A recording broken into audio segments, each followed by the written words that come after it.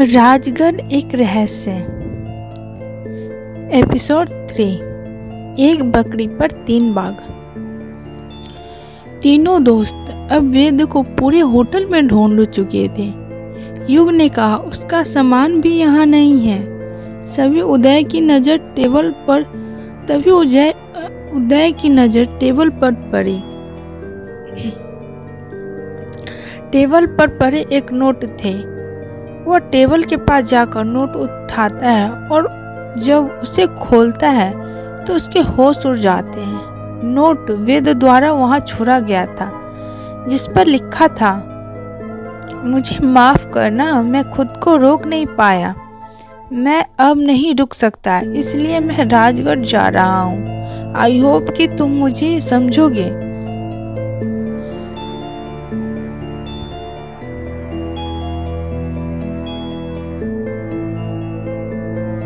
Note को पढ़ते ही मानो तीनों आग बबूला हो गए। अविनाश ने कहा, जब इसे अपने मन की ही करनी थी तो हमें साथ में क्यों लाया? उदय ने कहा, यार अब क्या करें? अविनाश ने कहा, करना क्या है, मूड खराब कर दिया इसने, तो चलो वापसी घर। युग ने कहा, यार पर वेद अकेले राजगढ़ चला गया और मुझे उसकी फिक्र हो रही है। अविनाश ने कहा, वो पहले भी ऐसा कर चुका है और अब तो इसका यह रोज का हो गया है। उदय ने कहा, यार ये सब छोड़ो और ये बताओ आगे क्या करना है। युग ने कहा, सोचना क्या है, चलो राजगढ़। उदय ने कहा, हाँ चलते हैं, साले के कान के नीचे 2 रख कर देंगे और पूछेंगे कि क्या दोस्तों को पीठ दिखा कर जाते हैं। तीनों जन यमुना घाटी को जाने वाली उस बस का पता करने बस स्टेशन की तरफ निकलते हैं। वहां उन्हें पता चलता है कि पहली बस सुबह 5 बजे निकल चुकी है और दूसरी 9 बजे निकलेगी। उन्होंने घड़ी में टाइम देखा तो 8 बज रहे थे। उन्होंने जल्दी से होटल से अपना सामान लिया और बस में बैठ गए। युग ने कहा, भाई यमुना घाटी तक जाने में कितना समय लगेगा? कंडक्टर ने कहा, 6 घंटे। उदय ने कहा, तो इस हिसाब से वेद 11 बजे वहां पहुंच जाएगा। तीनों दोस्तों को सफर करते हुए 2.5 घंटे हो चुके थे और वहां वेद भी यमुना घाटी पहुंच चुका था। वेद चाय पीने के लिए एक होटल में गया। वहां उसने चाय पी और जाते जाते होटल वाले से पूछा, भैया ये राजगढ़ के लिए टैक्सी कहाँ से जाएगी? होटल वाला वेद को पहले घूरता रहा, फिर पूछा, तुम यहाँ के तो नहीं लगते, शहरी हो क्या? वेद ने हाँ में सिर हिलाकर जवाब दिया। होटल वाले ने वेद को समझाया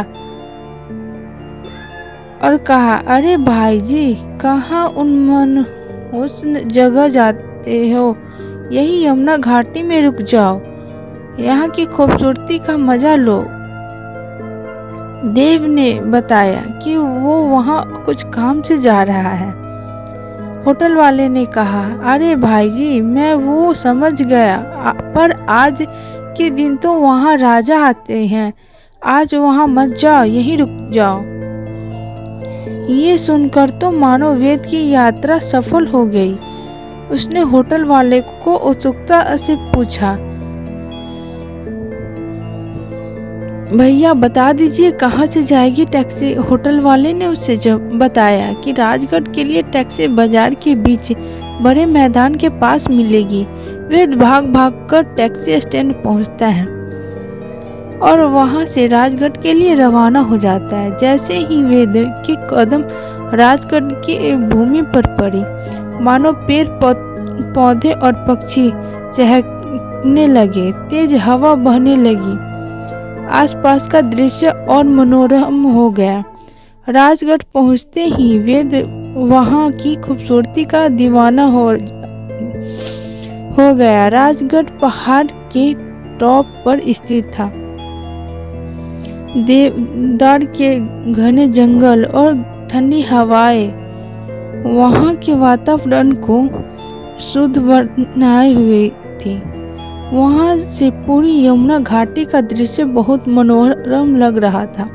ऊंची ऊंची पहाड़ की चोटियाँ बर्फ की चादरों से ढकी हुई है और नीचे यमुना की कलकल करती धारा मानो कोई संगीत की सुर छेड़ रहे हो। वेद ने कहा, ऐसी खूबसूरत जगह को भला कैसे कोई छोड़ सकता है? कौन हो भाई? पीछे से एक आदमी ने आवाज देकर पूछा। उसके साथ उसका 12 साल का बेटा भी था। वेद ने कहा, जी मैं वेद हूँ, यूट्यूब पर वीडियो बनाता हूँ। उस 12 साल के बच्चे ने कहा, हाँ बाबा, मैंने भी इनकी वीडियो देखी है, ये बहुत लोकप्रिय है। बच्चा ये कहकर वेद के पास खड़ा हो जाता है और उसके कैमरे को देखने लगा। आदमी ने पूछा, आप यहाँ इस छोटे से गांव में क्यों आए हैं? वेद बोला, जी मैं यहाँ कुछ वीडियो शूट करने आया हूँ। बच्चा ये सुनकर उछल पड़ा। वो वेद का हाथ पकड़ कर उसे खींचने लगा और कहने लगा, भैया फिर तो आप हमारे साथ रहोगे। पता है मेरी माँ जी बहुत स्वादिष्ट भोजन बनाती है। वेद को बच्चे की भोलेपन से लगाव हो गया। वो उसे देखकर मुस्कुराया, लेकिन बच्चे के कह देने मात्र से वह उनके घर तो नहीं जा सकता था। वो उसके पिता की तरफ देखने लगा। बच्चा अपने पिता की तरफ देखकर कहता है, बाबा बोलो ना। भाई जी को कि वो हमारे साथ रुक जाए। हाँ हाँ गुड्डू भैया हमारे साथ ही रहेंगे, आदमी ने जवाब दिया। वेद ने हिचकिचाकर कहा, देखिए बच्चे की जिद के कारण आपको ये करने की आवश्यकता नहीं है। मैं आपके लिए परेशानी नहीं बनना चाहता। अरे इसमें परेशानी कैसी? आदमी ने विनम्र भाव से उत्तर दिया। वो तीनों अब घर की तरफ बढ़ते चले गए। जी आपका नाम? वेद ने पूछा। मेरा नाम आकाश है, आदमी ने उत्तर दिया। वेद आसानी से सबके साथ घुल मिल जाता है।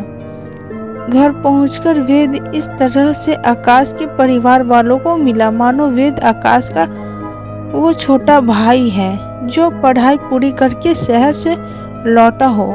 सब वेद के आसपास बैठ के उसके साथ बातें करने लगे और वेद उन्हें अपने लैपटॉप पर उसकी वीडियो दिखाता है और कैमरे से सबकी तस्वीर लेता है। तभी थोड़ी देर में बाहर से आवाज आने लगी, वेद वेद वेद बाहर निकलो। वेद बाहर निकला तो उसके तीनों दोस्त बाहर खड़े थे। तीनों के कपड़ों पर मिट्टी लगी हुई थी। जैसे ही उन्होंने वेद को देखा तो उस पर ऐसे टूट पड़े मानो एक बकरी पर 3 बाघ झपटे हों। तीनों ने वेद को नीचे गिरा दिया और उसके ऊपर जाकर बैठ गए। युग ने कहा, बोल फिर बिना बताए जाएगा? वेद उन पर हंसने लगा। वो ऐसे दोस्त पाकर खुद को बहुत खुश नसीब समझने लगा।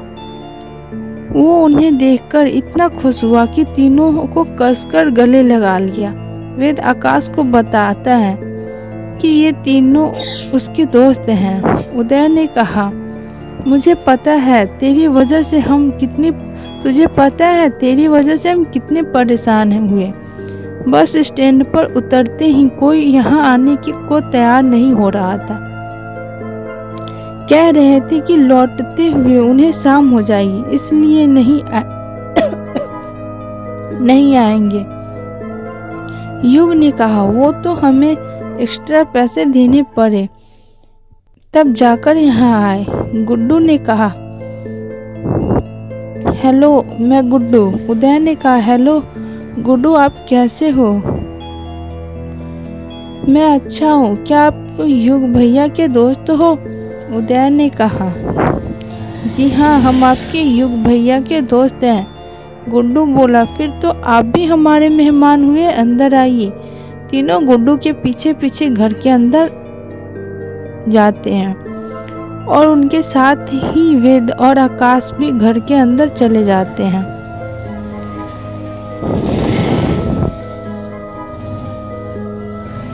आज के लिए इतना ही। आगे की कहानी जानने के लिए सुनिए राजगढ़ एक रहस्य एपिसोड 40। तब तक के लिए जय हिंद, जय भारत, टेक केयर।